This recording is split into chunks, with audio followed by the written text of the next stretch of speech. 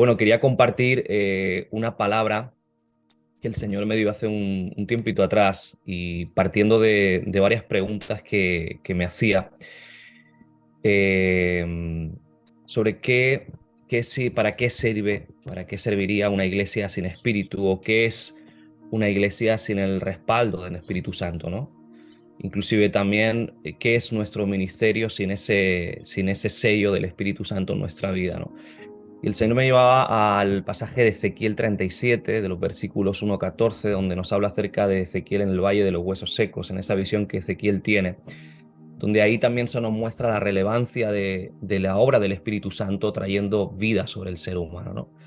Y sabemos que esos huesos representan Israel, representan a Judá, dado el estado de desobediencia que ellos atraviesan, ¿no? Y en esta palabra Israel recibe esa noticia a través del profeta Ezequiel, de que a través de esta visión, ellos reciben la noticia de que es posible volver a tener vida, ¿no? Y aún en los momentos más trágicos puede haber un avivamiento real. Entonces, es interesante porque en esta visión podemos ver tres fases distintas, ¿no? Si nos fijamos en el versículo 2, esos huesos se encontraban totalmente secos, dice la palabra del Señor, y se encuentran desordenados y esparcidos por todos lados, ¿no? Am, Sin embargo, en ese primer versículo 7, la orden de Dios sobre el profeta Ezequiel es que él profetice sobre esos huesos. Y tras esa profecía de Ezequiel sobre los huesos, vemos como esos huesos son ordenados tras la palabra de Ezequiel, ¿no?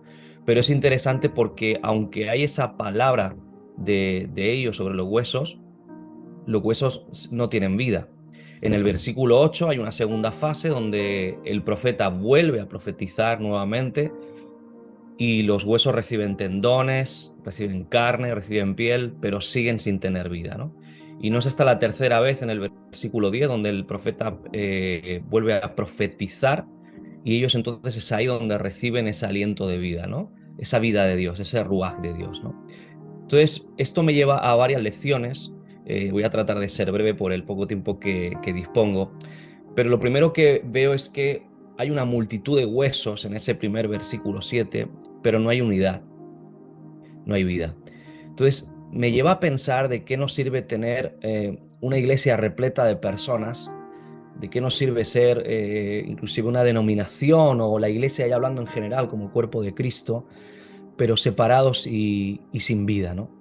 Y del mismo modo la visión de Ezequiel representaba a cómo Israel había sido esparcido durante esos años de cautiverio, separados unos de otros sin ser pueblo, pero menos aún más difícil iba a ser formar un solo cuerpo, ¿no? ¿De qué sirve esa multitud si no hay unidad, ¿no? Y Pablo en Primera de Corintios también le habla de la iglesia ahí en Corinto, y les dice acerca de que sean judíos o sean griegos, sean esclavos, sean libres, le dice que hemos sido bautizados todos en un mismo cuerpo y hemos vivido un mismo espíritu. Y Pablo está estableciendo diferencias obvias entre unos y otros, pero aún así somos un cuerpo y somos la iglesia de Cristo, ¿no?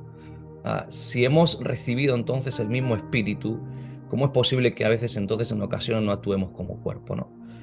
Ah, y la pregunta es, ¿para qué estamos unidos, ¿no? Porque es obvio que hay uniones que son letales y hacen daño, ¿no?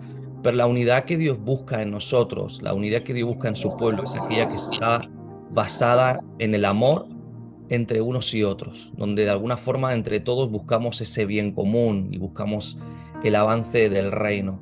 Podremos estar en desacuerdo en muchísimos aspectos, pero que al fin y al cabo van a ser irrelevantes. Nos une el amor de Jesús entre nosotros y a través del amor que tenemos los unos por los otros es donde la gente va a poder ver que realmente somos discípulos.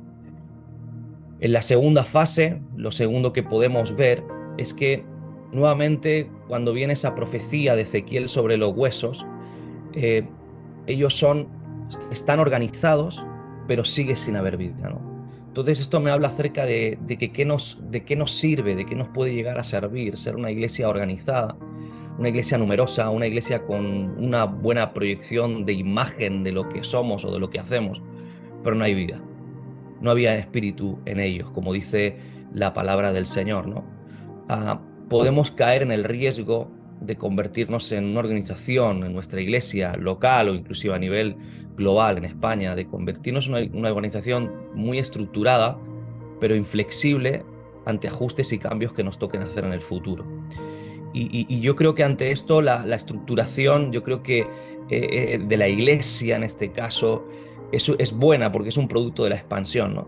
Pero la estructuración y organización, como escuchaba hace un tiempo atrás, no es enemiga del mover del Espíritu Santo, ¿no? Sino que el problema surge cuando la estructura prevalece sobre el mover. Es ahí donde ya nos convertimos en una iglesia rígida, una iglesia eh, eh, pues eso, rígida y de alguna forma perdemos esa frescura y esa flexibilidad, ¿no? Y luego por último es cuando ya de alguna forma Ezequiel vuelve a profetizar y es donde ya los huesos reciben vida, ¿no? El Espíritu de Dios en Hechos 1.8 no se limitó a llenar a la iglesia de poder para que sirva, sino también que al habitar en ella le impartía su vida. En Juan capítulo 17 dice, y esta es la vida eterna, que te conozcan a ti. Y es que un avivamiento nace realmente cuando conocemos en lo íntimo al Padre y a Cristo por medio del Espíritu Santo. Entonces ahí es donde comienza realmente la vida en nuestro interior, es donde iniciamos ese verdadero cristianismo. No podemos vivir ese verdadero cristianismo sin una vida impulsada por el Espíritu Santo. Cuando nos falta la vida, no hay vitalidad, nos volvemos mecánicos, nos volvemos rígidos y empezamos a movernos y a impulsarnos en nuestra propia fuerza y empezamos a descansar en nuestros propios talentos, nuestras propias capacidades, en aquello que sabemos hacer muy bien, pero se pierde la frescura en nuestro ministerio, ¿no? Y es lo que tenemos que tratar de evitar, ¿no? Y por último, quiero resaltar esa iglesia en Sardis, en capítulo 3 de Apocalipsis, ¿no? Es fuerte lo que aquí dice la palabra del Señor. Esa exhortación es que le decía, tienes nombre de que vives y está muerta, ¿no? Al parecer, buscando información sobre la iglesia de Sardis, ella parecía ser dinámica y tenía muchísimas actividades. Era una iglesia que estaba activa en todo, ¿no? Tenían buena predicación, posiblemente abundancia de obras, pero sin embargo espiritualmente dice la palabra de Dios que estaba muerta. Entonces, uno de los peligros que nos podemos encontrar en la iglesia de hoy en día es que podemos estar sumergidos en el activismo como iglesia, ¿no? Pero siendo una iglesia espiritualmente muerta, podemos abrir iglesias, realizar nuestros congresos, ayudar a los más necesitados, tener muchas actividades, enviar misioneros, etcétera, etcétera. Y está bien, creo que es pertinente, estamos llamados a cumplir esa misión, ¿no? ¿Qué es la iglesia sin eso, no? Pero si descuidamos esa vida del Espíritu Santo en nuestras iglesias, en nuestras vidas personales, yo creo que nos exponemos a un grande peligro, ¿no? Y tratar de proyectar algo que realmente no tenemos, ¿no? Y no somos. Empezamos a volvernos mecánicos y perdemos esa vida del Espíritu Santo. Por eso es importante, creo que orar y pedirle al Señor que su Espíritu Santo nos mantenga siempre frescos, nos mantenga siempre eh, flexibles ante los cambios que tengamos que ir atravesando, abiertos a lo que Él quiere hacer en y a través de nuestras vidas, ¿no? Así que esta es la reflexión que tenía para esta mañana y espero que bueno, pueda bendecir y animar. Oremos por esto. Amén.